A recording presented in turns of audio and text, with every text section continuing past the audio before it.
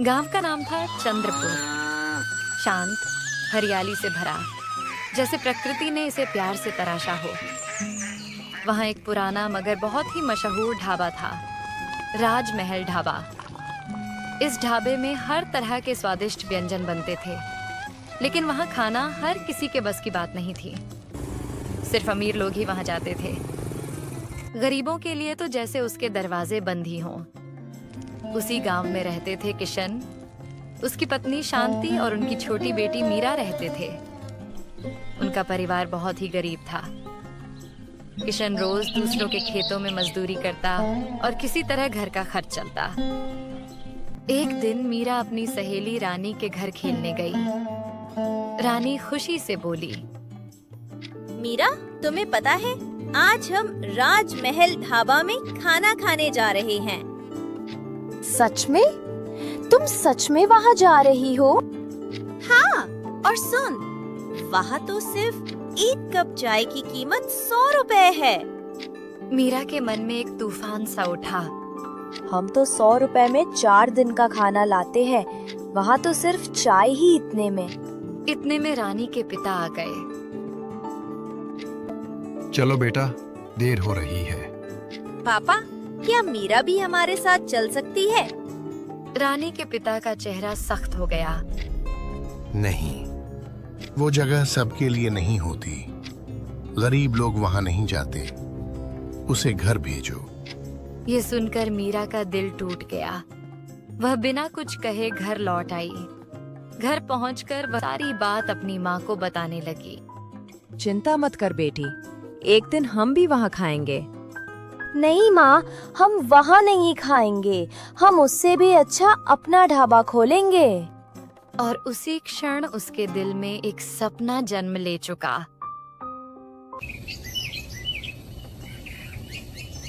अगले दिन सुबह की हवा में हल्की ठंडक थी। किशन हमेशा की तरह कंधे पर फावड़ा लिए खेत जाने को निकला ही था कि अचानक शांति दौड़ती हुई आई। उसके चेहरे पर घबराहट साफ दिख रही थी। सुनो जी, सुनो, मीरा उठ नहीं रही है। बहुत देर से बुला रही हूँ, चलो जल्दी। किशन का दिल धक से रह गया। वह फौरन अंदर भागा। मीरा, मीरा बेटा उठो, देखो सूरज निकल आया है। पर मीरा एकदम शांत थी, आंखें बंद, जैसे किसी गहरी नींद में हो। देर न करो, जल्दी बैलगाड़ी लाओ। दोनों मीरा को संभालते हुए बैलगाड़ी में लेटे और गांव के छोटे अस्पताल में पहुंचे। वहां डॉक्टर ने मीरा की जांच की। कुछ देर बाद डॉक्टर बाहर आए। उनके चेहरे पर गंभीरता साफ थी। उन्होंने धीमे स्वर में पूछा, आप दोनों इस बच्ची के माता पिता हैं? हाँ डॉक्टर साहब, हमारी मीरा को क्या हुआ है? आपकी बेटी को कैंसर है और अब उसके पास ज्यादा समय नहीं बचा। किशन के हाथ ढीले पड़ गए। शांति जमीन पर बैठ गई, आंखों से आंसू झरने लगे। किशन ने कांपती आवाज में पूछा, डॉक्टर, कोई इलाज नहीं? कुछ तो होगा। अब इलाज संभव नहीं। आप अपनी बेटी को घर ले जाएं, उसके साथ समय बिताएं। किशन और शांति टूट चुके थे। वे मीरा को चुपचाप घर लाए। मीरा गहरी नींद में थी। घर में सन्नाटा पसरा हुआ था। किशन, मीरा का एक सपना था, अपना ढाबा, जहाँ गरीब भी सम्मान से खाना खा सके। हाँ शांति, और मैं उसके सपने को मरने नहीं दूंगा। मीरा चाहे जितना भी समय हमारे साथ रहे, उसके सपने को मैं पूरा करके रहूंगा। और उसी क्षण मीरा का सपना अब उसके पिता के दिल में जलते दीपक की तरह हमेशा के लिए जल उठा। अगली सुबह सूरज हल्का सा आसमान में चढ़ा ही था कि किशन जल्दी उठ गया। चेहरे पर थकान थी, पर आंखों में एक नई चमक। वह सीधे गांव के बड़े जमींदार सेठ हरिराम के हवेली की ओर चल पड़ा। सेठ जी, मुझे थोड़े पैसों की जरूरत है। सेठ ने ऊपर से नीचे तक उसे ऐसे देखा मानो उसका कोई मूल्य ही न हो। किस लिए पैसे चाहिए? पहले से ही कर्ज में दबे हो तुम। मैं गांव में एक ढाबा खोलना चाहता हूँ। मीरा का सपना है। तू ढाबा? अरे गरीब लोग सपने नहीं देखते, उन्हें सिर्फ पेट भरने का हक है। जा खेत में काम कर। किशन चुपचाप सिर झुकाकर वापस लौट पड़ा। मन में दर्द था पर हार नहीं। मीरा के लिए मुझे रास्ता खुद बनाना होगा। चलते चलते उसकी नजर एक पुराने ठेले पर पड़ी जिस पर लिखा था 10 रुपये में दाल चावल। किशन उस ठेले के पास गया। भाई, एक प्लेट देना। ठेले वाले ने मुस्कुराकर गरम दाल और चावल की प्लेट उसके सामने रख दी। किशन ने धीरे धीरे खाया। स्वाद सरल था लेकिन दिल भरने वाला। उसने पूछा, भाई, तुम इतनी सस्ती प्लेट कैसे बेच लेते हो? मुनाफा होता है? थोड़ा ही सही, 3 से 4 रुपए बच जाते हैं। असल खुशी तो ये है कि गरीब आदमी पूरा पेट भर लेता है। ये सुनते ही किशन की आंखों में चमक दौड़ गई। बस ऐसे ही करूंगा शुरुआत। वह जल्दी जल्दी दौड़ते हुए अपने दोस्त मोहन के घर पहुंचा।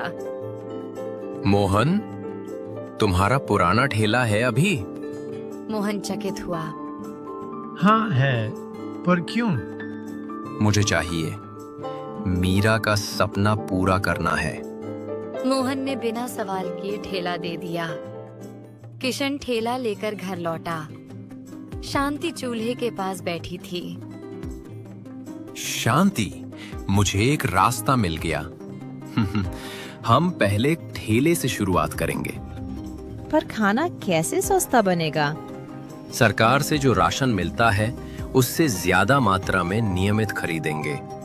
दाल, चावल, रोटी, बस साधारण पर पेट भरने वाला खाना। और तुम कितने रुपए में बेचोगे एक प्लेट? बस 20 रुपए। केवल 20 में पेट भर के खाना। शांति की आंखों में खुशी और गर्व चमक उठा।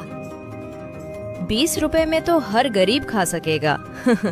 और मीरा का सपना भी जिंदा रहेगा। हाँ, कल से हमारा ठेला लगेगा। यही होगा मीरा का पहला कदम।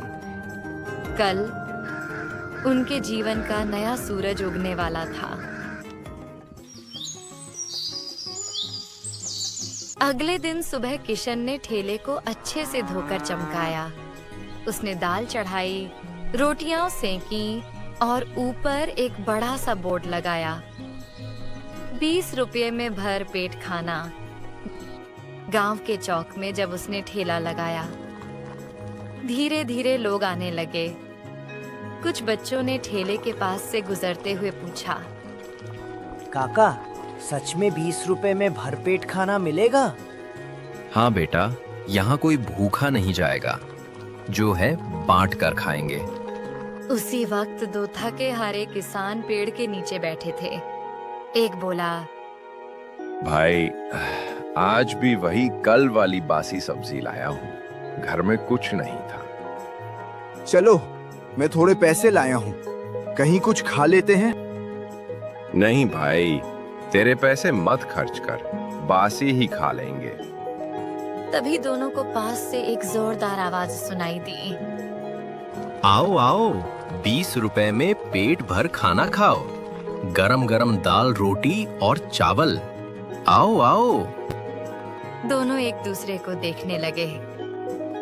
अरे, ये तो सस्ता लग रहा है, चलो देख के आते हैं। वे दोनों ठेले के पास पहुंचे और बोले, भाई, क्या सच में 20 रुपए में पेट भर खाना मिलेगा? हाँ भैया, 2 रोटी, दाल चावल और साथ में आम का अचार, सब बस 20 रुपए में। दोनों किसानों की आंखें चमक उठी। भाई, जल्दी 2 प्लेट लगाओ, बहुत भूख लगी है। किशन ने गरम गरम दाल परोसी, नरम रोटियां रखी और प्लेटें सामने कर दी। दोनों किसान खाने लगे और बोले, अरे वाह, इतना स्वाद और इतना सस्ता। भगवान तेरा भला करे भाई। भाई, ये मेरा नहीं, मेरी बेटी मीरा का सपना है। वो चाहती थी कि गरीबों को भी अच्छा खाना मिले।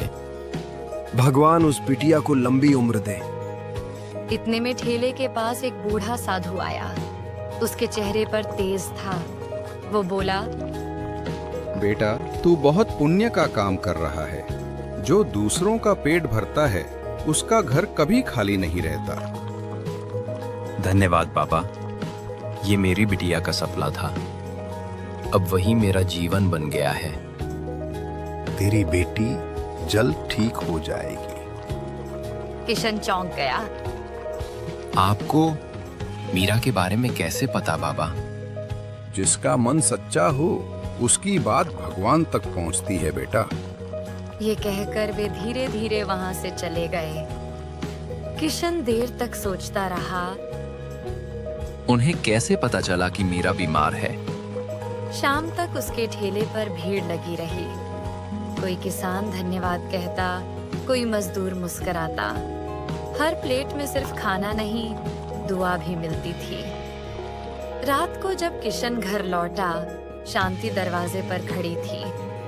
उसने मुस्कुराते हुए कहा, आज तो पूरे गांव में तुम्हारे ठेले की चर्चा है। सब कहते हैं अब कोई भूखा नहीं सोएगा। हाँ शांति, अब मीरा का सपना सच हो गया। अगले दिन सुबह किशन हमेशा की तरह अपने ठेले को तैयार कर रहा था। तभी उसका पुराना दोस्त हरिया दौड़ता हुआ आया और जोर से बोला, अरे किशन, जल्दी चल, गांव में एक मेडिकल कैंप लगा है जहां कैंसर के मरीजों का मुफ्त इलाज हो रहा है। किशन ने चौंकते हुए कहा, क्या सच में? लेकिन यार, गांव के डॉक्टर ने तो कहा था कि अब मीरा का इलाज मुमकिन नहीं है। वो डॉक्टर तो गांव का है, पर इस कैंप में जो डॉक्टर आई हैं, वो विदेश से आई हैं। एक बार कोशिश तो कर ले भाई, क्या पता चमत्कार हो जाए। किशन के चेहरे पर उम्मीद की एक किरण चमक उठी। उसने बिना वक्त गंवाए कहा, चल हरिया, अभी चलते हैं। सुनो शांति, जल्दी तैयार हो जाओ, मीरा को लेकर चलना है। बाहर से बड़ी डॉक्टर आई हैं। पर किशन, डॉक्टर ने तो कहा था अब कोई उम्मीद नहीं है। भगवान के घर देर है, अंधेरा नहीं। चलो आखिरी कोशिश करते हैं। कुछ देर बाद किशन ने मीरा को बैलगाड़ी में लिटाया और कैंप की ओर निकल पड़ा। रास्ते में वह बस भगवान का नाम लिए जा रहा था। डॉक्टर मैडम ने मुस्कुराकर मीरा की जांच की। थोड़ी देर बाद वह बाहर आई और बोली, कौन है मीरा के माता पिता? डॉक्टर साहिबा, क्या हुआ हमारी बच्ची को? आपकी बेटी को कैंसर नहीं है। किशन और शांति एक दूसरे को देखने लगे। क्या कहा आपने? उसे बस एक छोटी सी बीमारी है। मैंने दवाई लिख दी है। सही समय पर दवा दो, वो कुछ ही दिनों में बिल्कुल ठीक हो जाएगी। किशन की आंखों से खुशी के आंसू निकल पड़े। भगवान आपका भला करे डॉक्टर साहिबा, आपने हमें नई जिंदगी दे दी। वो मीरा को लेकर घर लौटे। शांति खुशी से बोली, सुनो जी, देखो ना, भगवान ने हमारी सुन ली। भगवान के घर देर है, अंधेरा नहीं। मीरा को अब होश आ गया था। उसने धीमी आवाज में कहा, पापा, क्या हुआ था मुझे? अब सब ठीक है बेटा। और हाँ, तुम्हारे लिए एक सरप्राइज भी है। क्या है पापा? कल सुबह देख लेना। अब दवा खाओ और आराम करो। अगली सुबह जैसे ही मीरा जागी, उसने कहा, पापा, मेरा सरप्राइज कहाँ है? चलो बाहर, दिखाता हूँ। मीरा जब बाहर आई तो सामने चमकता हुआ ठेला खड़ा था। उस पर लिखा था 20 रुपए में भरपेट खाना। मीरा की आंखें चमक उठी।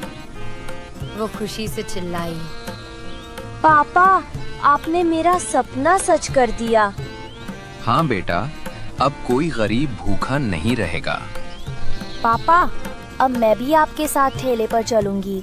मैं भी सबको खाना परोसूंगी। इस तरह मीरा का सपना सच हुआ और वही सपना पूरे गांव की उम्मीद बन गया।